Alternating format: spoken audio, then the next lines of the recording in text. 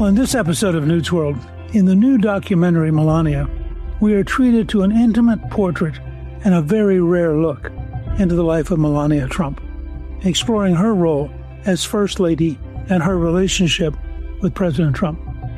The documentary was directed by Brett Ratner and follows Mrs. Trump for 20 days leading up to Inauguration Day, January 20th, 2025. Melania has broken box office records in its first week in theaters. Here to discuss the film, I'm really pleased to welcome my guest, Marc Beckman. He's a producer of Melania, author of Some Future Day, How AI is Going to Change Everything, and the CEO of advertising powerhouse DMA United.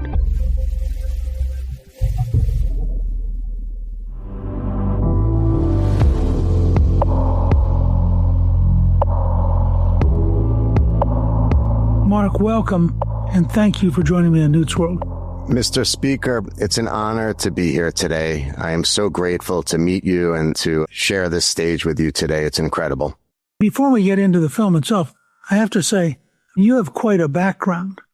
You are doing a wide range of things, and you obviously have a very open sense of curiosity about how things work.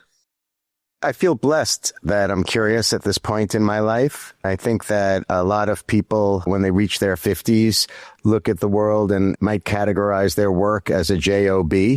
But it's the curiosity that keeps my engine driving. I don't think that's a skill. I think I'm just blessed to be curious. It's a good thing to have as a genetic trait. You knew Melania long before this film. That's right. So I've been working with Melania Trump now for almost 25 years, since before Barron was born. My role with her, the title is exclusive senior advisor, agent, producer, but the reality is all of those titles mean nothing. What we do together is I work with her to create her foundation from a branding perspective. And then from there, we stand up three pillars. Mr. Gingrich, it's all of her commercial work. So behind the scenes, I'm the person who handled the negotiation for this record-breaking movie deal, as well as her best-selling book, the digital assets, even the Christmas ornaments, which mean a lot to us. We handle all of the philanthropy and humanitarian work. So the foster care work that we've been building together for a long time is honestly the best work I do, and all of her communications. And it's this type of new model, this driving force that I think will potentially shift the mindset of a typical politician's branding. I think we're reaching this moment in time where people need to see how they can move away from traditional marketing, particularly for those on the conservative side where still communications are limited. We often speak in a bubble, to leveraging new commercial endeavors, media, and beyond. Given that background, where did the notion come up to do the 20 days leading up to the inauguration? So we think this is a very important story. It's never been told before by anyone, notwithstanding the fact that our nation is in our 250th year now. And for a long time, we've wanted to build in the medium of film, but we weren't ready to go ahead and sell her life story. She's still very young. She's got a lot to accomplish. Hopefully you've seen what she's been working on over the past year. So we thought this was an interesting story to tell. We looked at it through a lens that's unprecedented. Nobody has seen what it takes to be a mother, to be a daughter, to be a wife, to go from private life back into the public life, to march forward and put their nation on the world stage for this very, very important moment in time, the United States presidential inauguration.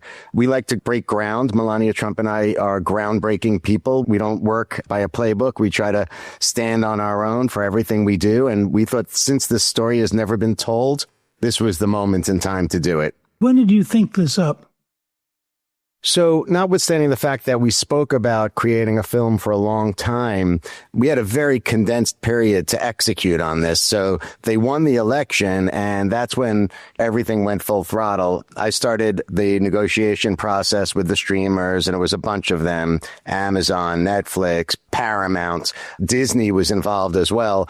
And while I was doing that, I started to have conversations with potential partners to direct the film. You mentioned that we had Brett Ratner come in the end. And then we also needed to build an entire team around the director. It was literally from November when we thought of the idea till January when we stopped filming. Everything happened within that condensed time period.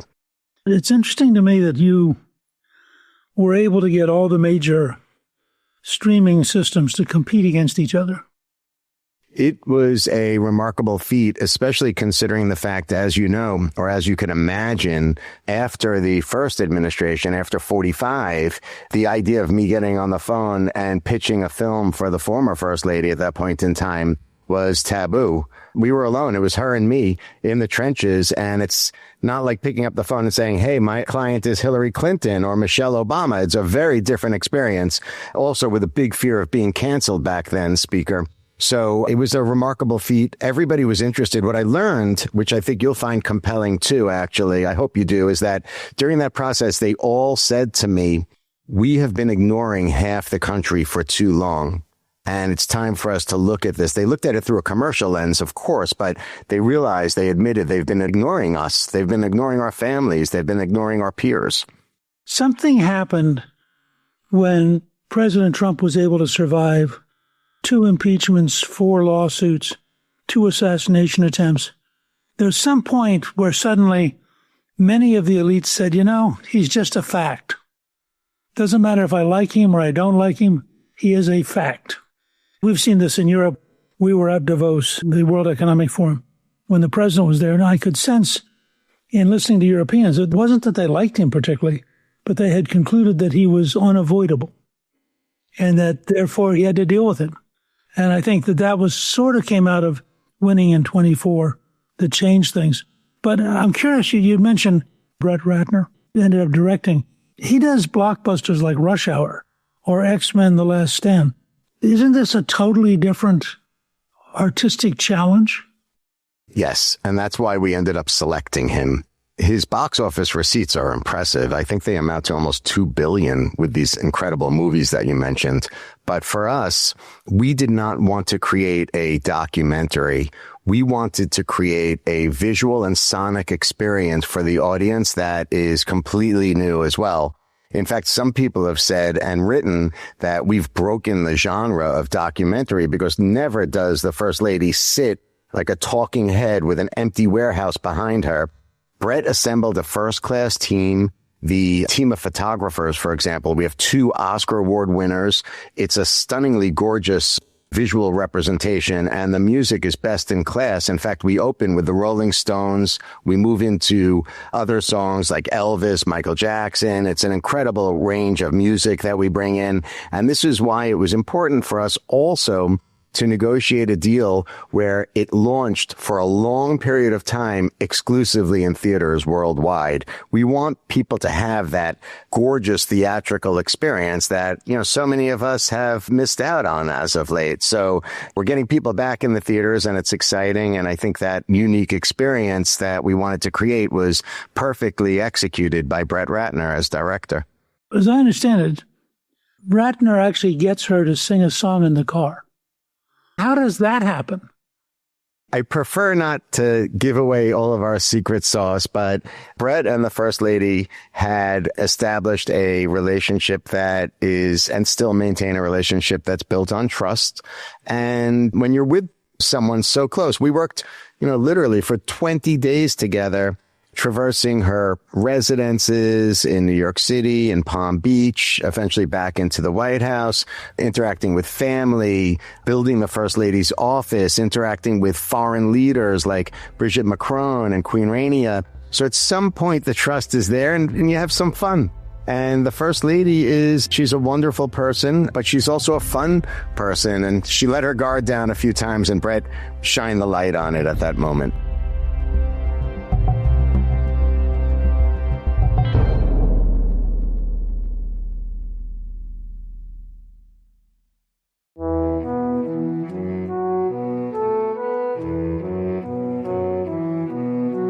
You really took a big gamble in opening in theaters. It's something I think I would have been very, very cautious about. And you've had a great response so far. Were you confident that you could get people to come to theaters? No, but I felt very confident at the end of the day. There were so many times where the First Lady and I would talk to each other and say, like, is it good? Is it good? At the end of the day, I felt confident knowing that I could stand behind this film 100%. I know that we created something that is really unique, and we give the viewers something that they've never seen before. We give them access to this individual's life, this person, Melania Trump, who, as everybody knows, is very selective with when she speaks and who she meets with. So we give them access to her family, her business, her philanthropy, and becoming First Lady of the United States again in a way that she's never shared before.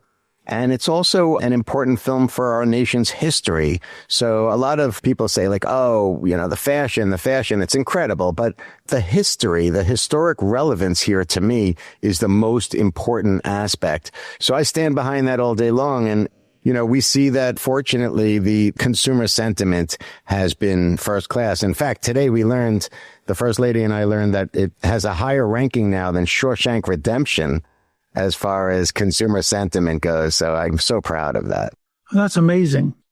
That's a remarkable tribute, both to her and to the film. I'm curious, though, I mean, you knew her long before they came down the escalator and announced they were running. All of that must have led to some significant evolution in who she is. Because in some ways she's relatively private, and then you can't be First Lady and not be part of the national dialogue and national coverage. Do you think she has changed much since you first knew her? I'll tell you, her core values, her traits have remained the same. She's always a very positive, highly motivated, hardworking individual, prioritizes family first, always. What's changed, though, for her as well as for me, and I'm willing to bet for you as well, is that with age and experience brings a heightened level of wisdom. And it's that wisdom that I've seen evolve in a major way. When you try to explain to people who don't know her, what do you think they most often get wrong about her? I think that they have no idea the level of commitment she has towards her family. She's one of the most committed mothers, daughters, and wives that I know.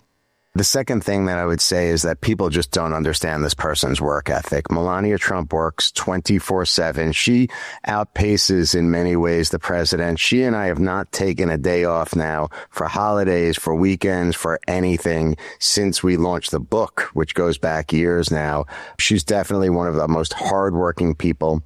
And then finally, for your audience, I think they'll appreciate this. She's very proud to be First Lady. She takes her role as the nation's First Lady with the utmost level of seriousness. She's very proud of putting our country on the stage in the highest level possible with perfection. She participates in every detail. She loves doing business, but she's already talking to me this morning about Easter 2026. And that's a great American tradition in the White House. And she gets involved in every detail. People don't realize it. If it's a state dinner, every detail. That's something that most people don't know about her. She's championed some initiatives which have been pretty significant. The Take It Down Act, foster care reform, the Presidential AI Challenge. Why are technology, children's safety, and education such core priorities for her? It ties back into her love of our country. She sees that artificial intelligence and other types of emerging technologies, including cryptocurrency and blockchain, can fundamentally change the world. And if we don't stay at the forefront, it can put America's next generation into a situation that could damage us as a nation. So she's been very committed since leaving, after the 45 presidency to all of these types types of technologies. And she just keeps hitting it over and over again. In fact, just a few weeks ago, she held an artificial intelligence workshop for students in America, K through 12, with the CEO of Zoom for an hour that had 2,000 American schools participate. You mentioned the AI presidential challenge. We're very proud. We have participants committed from every single state, all 50 states, plus Washington, D.C. and Puerto Rico. And she'll continue to push forward so that our next generation of leaders have the ability to keep America at the forefront. She came here as a legal immigrant, of course, but nonetheless is part of that long migration that has made America so unique. And yet she clearly has become totally an American and identifies, I think, in every way as an American, which I think fits perfectly with sort of our 250th anniversary that is part of it. How much of that do you think goes into the experience of the movie in the sense that you're looking at somebody who takes the inauguration very seriously and who takes her role as First Lady very seriously? Very high level. In fact, there's a moment in time where she is walking into the rotunda for the inauguration, and she reflects back on her experience as an immigrant and reflects and shares with the audience about why it's so important, why individual rights and freedom are so critical, and how her immigrant story inspired her. So it's a moment in the film which is really poignant. And then after the actual inauguration ceremony, Mr. Speaker, she and the president walk through Congress with a tradition that you probably have experienced as well, the congressional luncheon and whatnot. And she further reflects on the heaviness of that moment as an immigrant to our country, because she's standing in those halls and conducting this tradition as an American. And then there are moments in time that are a little bit lighter too. For example, there's a great scene where she's preparing to design the White House with the woman that helps her get the Trumps, the first family, to get them ready with all of their rooms and their bedding and everything. And it's an interesting scene because the two of them are immigrants. Tam, the designer, is from Laos, and she talks back about how proud she is as an immigrant, how her parents would be so impressed with the fact that she's working with the First Lady of the United States to help the incoming first family get back into the White House. So that theme is a big part of the film. Part of the complexity that you had to film was the fact that the extremely cold weather led us to have the inaugural inside, as we also had with Ronald Reagan in 1984. That led to all of the leadership being outside and then being inside. It was quite complicated. That must have also made filming very complicated. I think it feels like the coldest day of my life. That whole time period was just freezing. And it's interesting. You'll see in the movie, there's a scene leading up to that moment in the rotunda where the first family sits down. This is really, again, one of these unprecedented moments. If you're curious as to how the Secret Service is going to work with the incoming first family right after 2 assassination attempts, it's incredible. So they're planning the inauguration procession, the parade, outdoors through Washington, D.C. But then we need to shift last minute. This was a last minute moment inside into the rotunda, which was incredible. As you mentioned, to be in that room was just so historic. I feel so lucky to have experienced that. But what happens is there are new configurations with regards to where all of the former presidents and former first ladies are stationed beforehand. Our cameras are right there backstage. This is not like a C-SPAN moment where we get, for example, firsthand looks at what President Biden and Kamala Harris, their interaction together before they walk in, before they're announced. We have the First Lady in the green room in the rotunda as her family, as Barron is coming out. So the experience in the rotunda was just so historical, so special. But our access is unparalleled. Again, 100% of the film that we shot is from our cameras. We don't recycle anything. There's no C-SPAN footage or anything like this. So cameras on President Obama, on President Clinton, on President Bush. The whole backstage procession is really cool.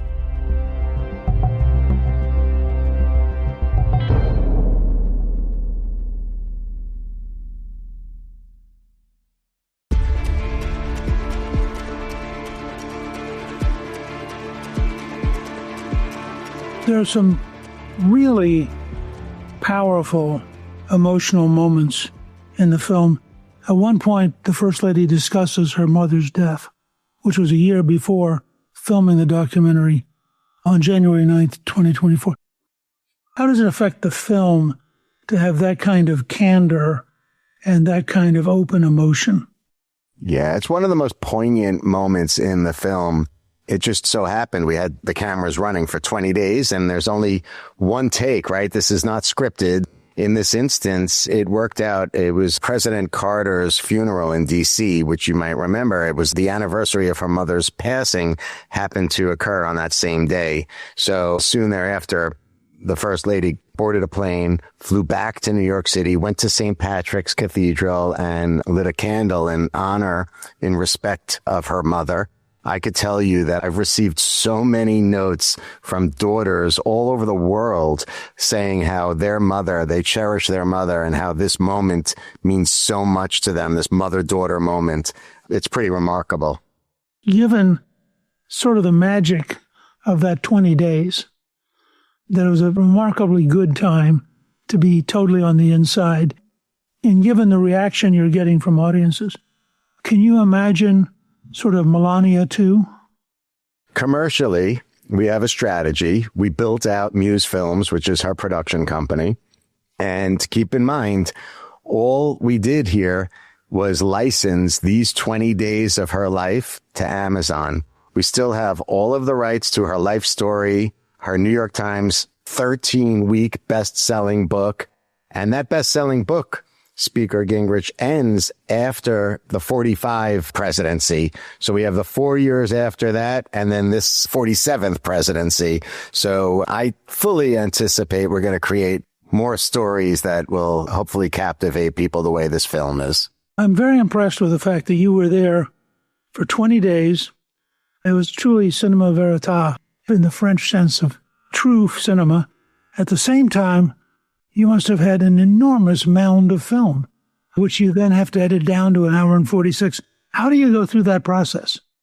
Well, I'll tell you, we were very focused. The First Lady came up with the concept for the film, so she's the creative director, but she participated in the production as well as the post-production. I'm really proud to share that when you talk about her attention to detail, she managed the edits, the color correction, the song selection. She created this global ad campaign that you're seeing run across almost every continent, 30 cities, the trailer, the television commercials, the radio spots, even foreign language radio spots. She's changing the voice if she doesn't like them. She's changed voices in Eastern Europe to make it a little bit better. But as it relates to unpacking this story, there's so much more to her life that we wanted to share. And this is why the film's docuseries exists. So we're coming out with a docuseries this summer, and it's going to allow for us to share a little bit more about her family, her business, her philanthropy. We could unpack the story in a different way. It's going to stand on its own. It's not a companion piece. So we're going to tell the story differently. And then almost 100% of the footage is not in the film. It all stands on its own, and we're proud of that too. Part of what I'm getting from this conversation, and you've been very open and I think very helpful, she really has a complete life which in many ways transcends being First Lady. She's really a larger figure in terms of her activities, her interests, than most of our First Ladies have had. That's for sure. I think if you look at her achievements this first year as First Lady, you started to rattle them off, but it reflects that. So, of course, the private sector work as it relates to foster care, as it relates to commercial endeavors, they're great. But you mentioned some of the work she's done in the White House. She does this on her own. This isn't coordinated with the West Wing. She leads it. So we have new legislation in the Take It Down Act, an executive order signed that she championed through for foster care children. She secured $30 million to allocate towards the HUD budget for foster care individual housing. She reunified not once, but twice Ukrainian and Russian children with their families. As you mentioned, she's leading the education and AI initiative. We are launching a global coalition with the United Nations called Fostering the Future Together. She announced it at UNGA, but the inaugural meeting, which we haven't announced yet to the public, the inaugural meeting at the White House is going to happen on March 25th. And we've put together, Mr. Gingrich, incredible nations that are already signed on. They're participating, including nations like Israel, France, Canada. The list goes on and on. We'll probably end up with about 100 nations that participate. This work of hers is transcending anything foolish like fashion magazines, anything trite like negative press or anything like this. She's a very focused person. She's evolving, I think, the office of First Lady. I get the sense from you that we're dealing here with a complete person who is smart enough and energetic enough and has learned enough that she can actually carve out a unique niche, part of which is First Lady, but a significant part of which is doing the things Melania believes in. Entirely. And I'm hoping that this movie inspires Gen Z, this next generation of, let's say, college-aged women to see you can have an incredible commitment to your family life and really get a lot out of being a family-oriented person, but then also be very successful with your career life. It's interesting, Speaker Gingrich, if you think about it, people in our generation, they've been hit so hard from the feminist movement where it's like you have to go all in education. You have to go all in your career. And all of a sudden, people are looking back and saying, well, now I don't have a family. Well, the First Lady is able to really showcase both of these elements, great family and great career. And I'm hoping that's one of the byproducts of this film as it relates specifically to the college-aged women. I think that's a very important point. And I think if she can bridge that gap to give hope that you can have a full life, I think that may reduce a lot of the pessimism that we're currently seeing from younger people who seem to be almost overwhelmed by trying to figure out what they're going to do with their lives. I agree. I must say, Mark, that you bring to it a depth of knowledge and a range of experience and an understanding of the First Lady that is very, very cool. I wish you very well with your continued theater exposure. And I think you're going to do unbelievably well once it streams. I think the number of Trump supporters who are going to want to watch this is going to be staggering. I look forward to future projects that you and the First Lady may undertake, and I hope in the future you'll join us and chat about other things as they evolve. Your words are so kind and honestly so appreciated. It means so much to hear those words uttered coming from somebody like you with such incredible accomplishments in your life and the way you've helped so many people. So thank you so much for having me today, Mr. Speaker. It's really, truly like an honor. Incredible. I do want to encourage all of our listeners to go see Melania. It is a wonderful portrait of the First Lady. Thank you. Now we're going to have a trailer from the film. Here we go again.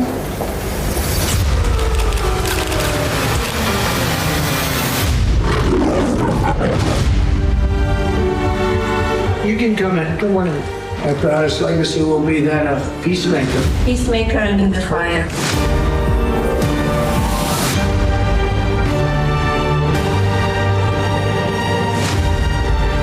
Beautiful. Together with like-minded leaders, we have a voice. Is it safe? It is safe.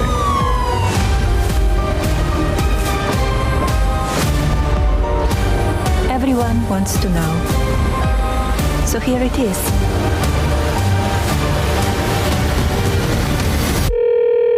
Hi, Mr. President. Congratulations. Did you watch it? I did not. Yeah, I will see it on the news.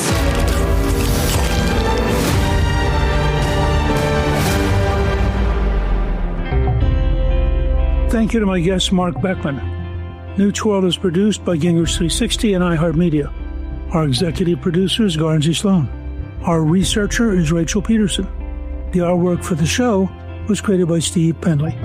Special thanks to the team at Gingrich 360. If you've been enjoying Newt's World, I hope you'll go to Apple Podcast and both rate us with 5 stars and give us a review so others can learn what it's all about. Join me on Substack at gingrich360.net. I'm Newt Gingrich. This is Newt's World.